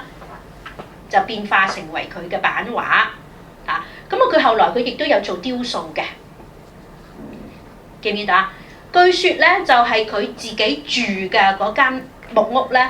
裏邊嘅嗰啲梁柱入口都係佢自己做嘅嗰啲雕塑啲家具咁樣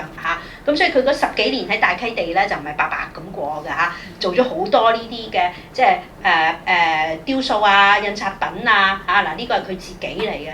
食住隻手指喺度咁咧就係將佢自己嘅嗰個宗教因為佢係 Christianity 佢嘅天主教嘅嗰啲嘅convention 就結合咗入去嗰啲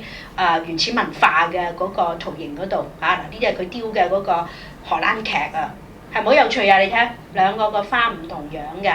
咁以至呢啲係佢亦都感受到大溪地嗰啲嘅圖形啦，又係佢製造出嚟嘅嗱咁咧就大家休息一陣咁咧我哋跟住落嚟咧就睇下梵高最多佢係現今世上咧拍賣價最高嘅一個畫家之一咁咧佢生平據說只係賣過一張畫嘅咋嚇。咁但係咧佢嘅視覺啊即係佢嗰個佢嘅用筆啊，佢嘅構圖咧，原來係俾人跑前咗100年啊！所以喺佢嘅世代咧，大家就當佢真係癲癲地嘅嚇，即係哇咁咩靈咩稱咁樣樣啊，打彈風咁樣樣。但係依家咧，我哋追求嘅就係嗰種咧，佢係非常之獨有嘅，就係因為佢係有少少即係嗰個叫心理上高或者係精神病患嘅嗰種嘅效果啊嚇。咁呢個就唔係咁多人會有嘅經驗啦嚇。咁啊甚至咧，精神病患嘅人咧，亦都未必有佢嗰支筆用得係咁即係咁深厚嘅一個嘅研究嚇。咁咧就我就曾經咧就同啲朋友咧就做嗰啲義工啦，就去過青山醫院嗰度咧，就幫嗰啲病友畫畫。其實佢哋真係好有天分嘅。眯埋眼，我要咁畫，咁跟住咧就哇，我要畫太陽，我要畫荔枝嚇，你唔使提佢嘅，亦都唔可以阻止佢。佢就係嗰種嘅熱誠啊！我要畫啲乜嚇？佢係好有佢自己嘅意見㗎嚇。咁呢個咧就係梵高嘅一個嘅縮影啊！即係佢當然唔係話真係點樣樣嗰個即係精神病患嘅嗰個嘅影響咧，就係佢成日幻聽啊！即係依家等於我哋會叫做思覺失調，係啊。咁咧仲有有少少憂鬱咁樣樣啦嚇。咁其實依家嚟講根本就係常人嚟㗎啦，係咪啊嚇？不過佢嗰個世代咧就少見啲嚇，同埋咧就據說佢係躁鬱添嚇。依家躁鬱都好平常㗎嘛，係咪啊嚇？咁但係躁鬱得嚟咧，你要識畫畫咯，咁你就可以同梵高有得揮啦嚇。咁咧據說咧佢係自學啊，呢下嘢先至係神奇啊嚇！就係佢靠觀察係去得到佢嗰個畫畫嘅嗰個嘅靈感來源嚇。咁佢有冇經歷畢生嘅研究咧？亦都有㗎。唔好睇佢即係好似好唔正常咁嚇。咁啊點解會覺得佢生活唔正常咧？因為佢係唔瞓覺嘅，日頭就雲遊，狂食煙夜晚就勤力畫畫嘅相信依家好多呢啲咁嘅人啦你哋最早幾點瞓我想知佢就唔瞓嘅嗱，佢咧就靠觀察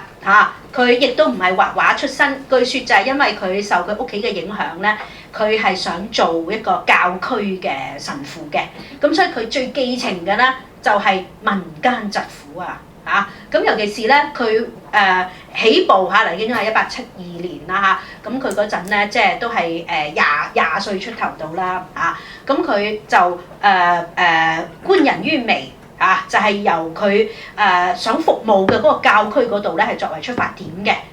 咁佢咧你知道作為一個神職人員啦，神貧㗎嘛，咁所以佢咧就成日要等人救濟嘅。咁佢咧就有一個比佢年輕18個月嘅一個細佬咁佢細佬咧就年青嘅時候就出咗巴黎嗰度揾食，咁咧就係好似話咧就去嗰啲畫商嗰度係做一個嗰啲售貨員咁樣樣咁所以咧佢係得到好多畫畫嘅資料同埋嗰個即係一啲印刷品啲雜誌咁佢就會寄翻去俾阿梵高咁咧就令阿梵高咧就係非常之感受到咧原來就係當代嗰個寫實主義即係傅爾貝嗰批畫家。同埋着眼於嗰個叫民間疾苦將嗰個人生最苦嘅苦況咧係去披露嘅人生最苦，你認為係乜嘢依家好慘冇糖食，又可以係返工冇商場行又係苦，咁但係乜先最苦當然就係我哋成日講生老病死啦以至到醫不蔽體啦，因為當時嘅荷蘭亦都唔係一個好快樂嘅一個嘅地方大家知道荷蘭啦曾經好風光嘅喺呢個17世紀嘅時候，但係咧短短嘅60年之間咧，佢係比其他歐洲嘅國家咧係超越咗咁咧就係損失咗好多嘅殖民地，咁結果咧荷蘭人嗰啲商業嘅根據地咧係慢慢係被蠶食咗㗎，咁之後咧就因為荷蘭咧處於北嘅地區咧，咁嗰個水土亦都唔係栽種到啲好豐盛嘅食物，咁所以咧饑荒啊、打風啊呢啲嘅現象咧，成日都導致到好多即係嗰啲叫做貧民啊，或者係一啲衣不蔽體啊、餓啊呢啲饑荒啊嗰個嘅現象嚇。咁同埋咧，荷蘭大家都知道咧，佢係近海啦，咁成日打風啦，知唔知有一種咩病啊？原來佢哋就係會憂鬱啊，就係、缺咗 iodine 好似係，我唔知係多 iodine 嗰頭定係缺咗 iodine 啦嚇。咁咧佢哋就係會有一啲即係較為係容易鬱結嘅嗰種嘅病嚟嘅嚇。咁結果咪即係出咗一個天才嘅梵高出嚟嚇。嗱咁寄情於嗰個寫實嚇。嗱咁仲有咧荷蘭人嘅傳統啦嚇。我哋話17世紀嘅時候出咗一批咧專係寫實嘅畫家啊嘛嚇，雄踞咗成個17世紀嘅藝壇嚇。據説咧17世紀嘅荷蘭啊，10個人裏邊咧，起碼有2-3個係做畫家嘅。咁以至咧，亦都係出現咗咧最早嘅嗰個繪畫嘅商品嘅市場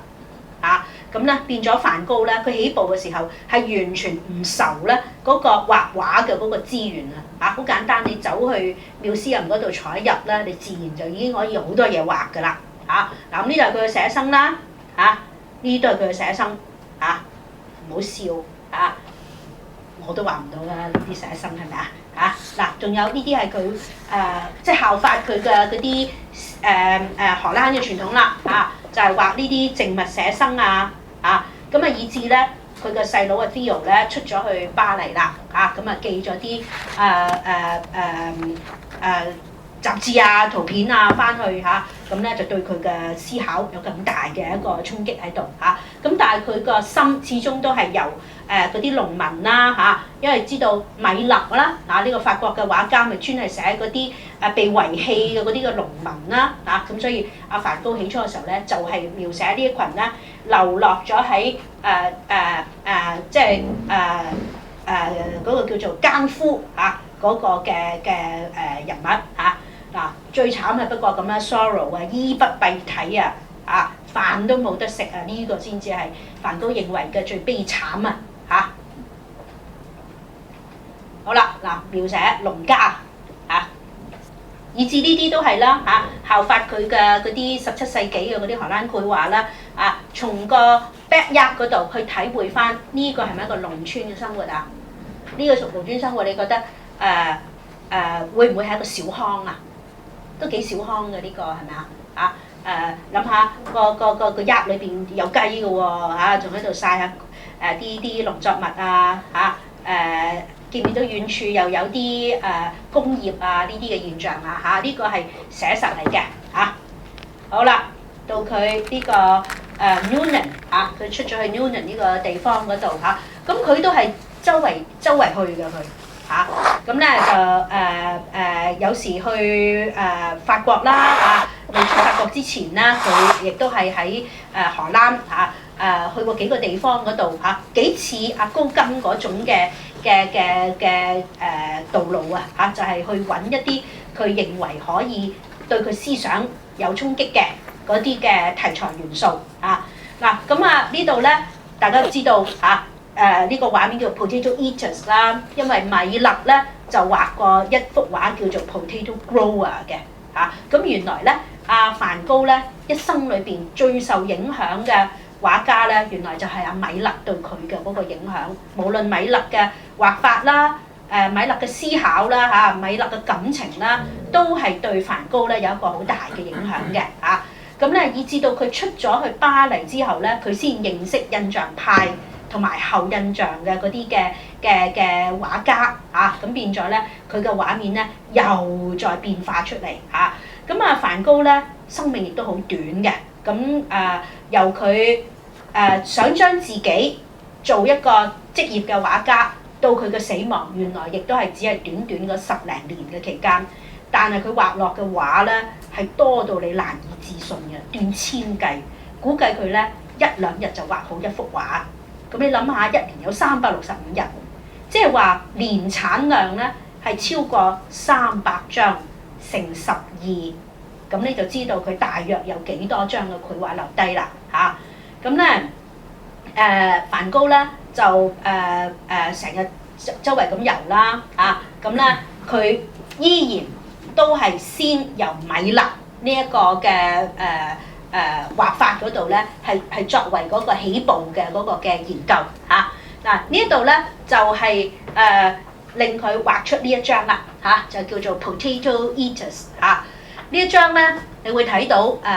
農家啊，你睇到嗰種真實嘅實況啊，你睇到嗰個光暗啊嚇，尤其是咧佢就最似嗰啲巴洛克繪畫咧，見唔見到啱啱呢個女仔遮住咗個光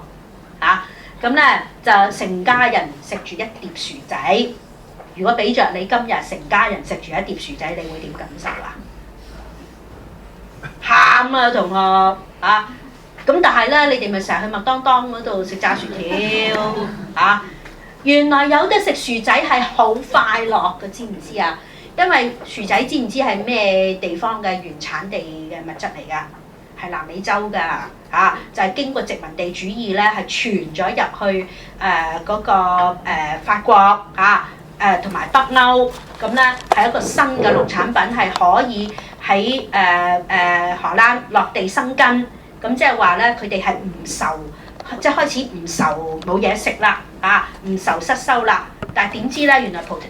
potatoes 都會失收㗎嚇。試過唔知喺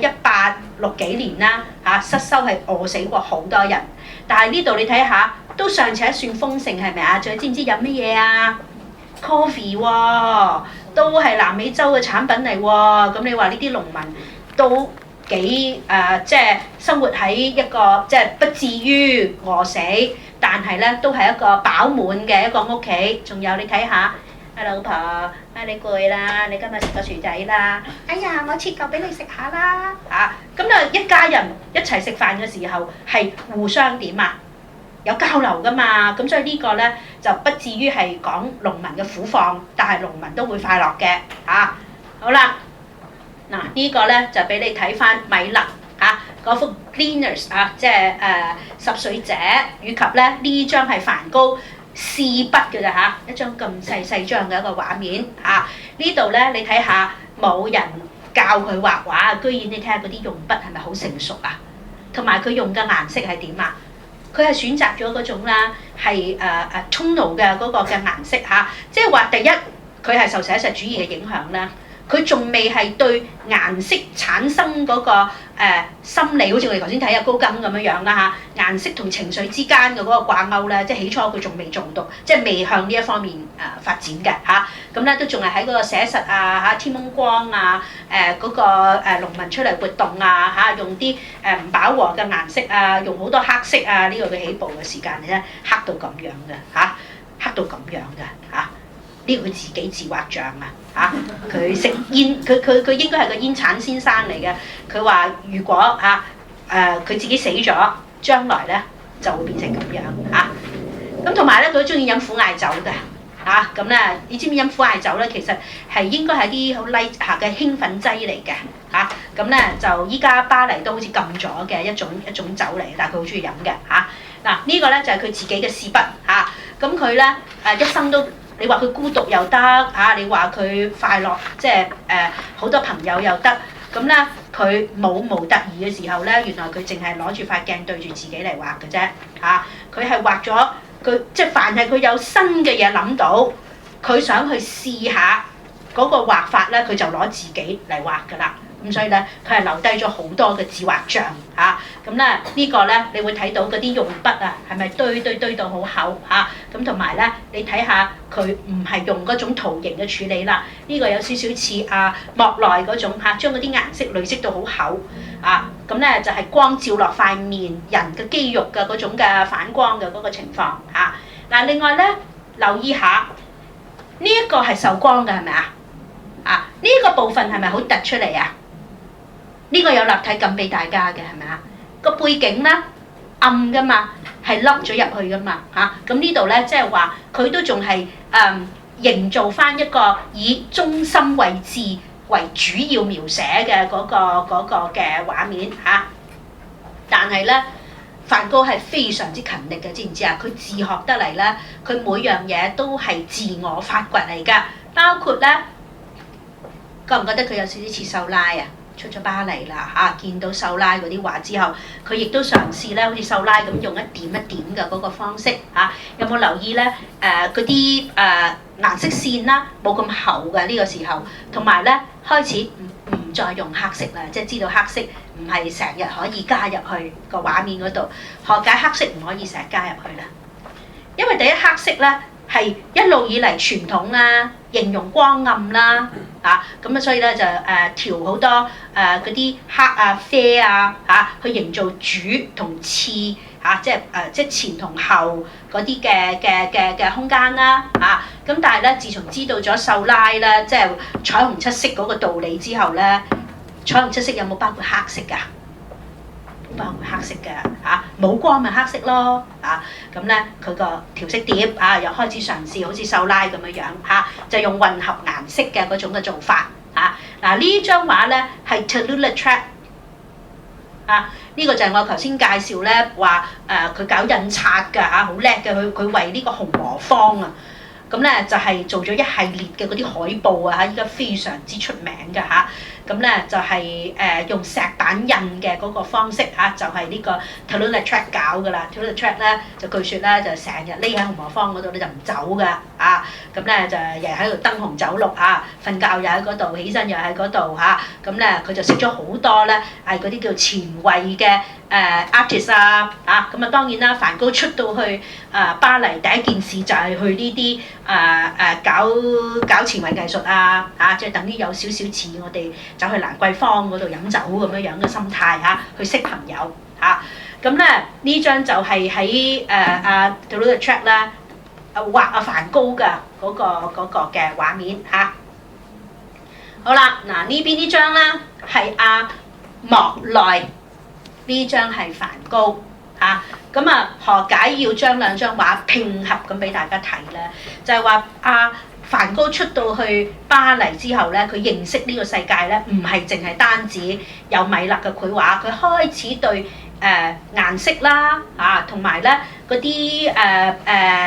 佢要發展自己嗰套嘅用筆啦咁咧就係佢攞咗一啲印象派嘅嗰啲嘅畫面啦，係即係唔係話單純嘅臨摹而係希望從呢啲嘅畫法裏邊咧去。希望啟發到佢自己咧，係練到一啲更新嘅或者係有佢自己嘅信息嘅一啲畫法或者係用色出嚟嘅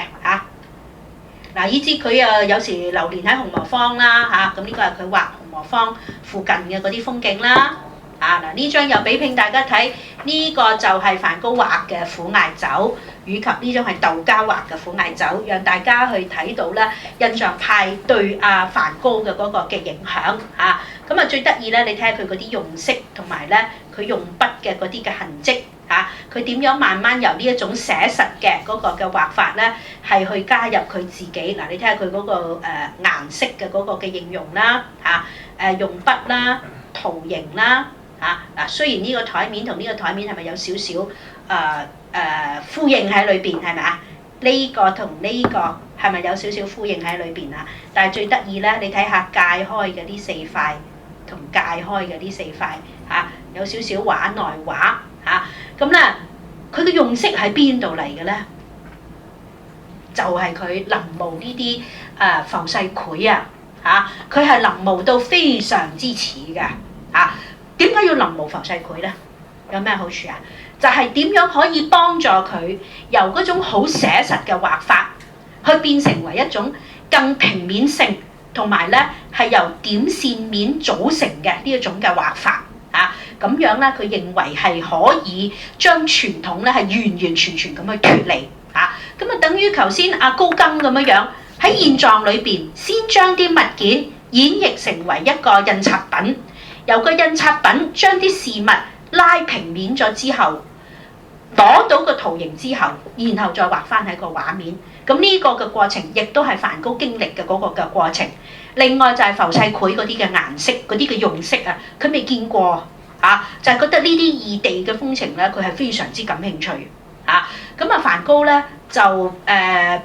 同阿 Theo 非常之好啦嚇，咁咧佢就有一日咧失驚無神就走出去巴黎嗰度，以為嚇下個細佬嚇，點知個細佬嬲到爆啦嚇，又唔出聲咁走咗出嚟，連個女朋友都唔知掉去邊度好，咁於是咧就即係梵高咧就焗住嚇，咁啊佢要自己離開，另外去即係另外一個城市嗰度去生活，但係咧佢一心咧就係好想好似啲印象派嘅畫家咁樣，即係組成一個畫家嘅聯盟咁樣樣啊！咁但係佢作為荷蘭人，你去到法國，即係語言已經係一個問題啦嚇。咁啲人咧就覺得哇，呢個鄉下出嚟嘅人嚇，唔係好願意同佢響埋一齊嘅。咁所以咧佢就識咗好多新朋友，就不斷寫信要求人哋，喂，你嚟我個畫室嗰度探下我啦。人哋唔睬佢啊。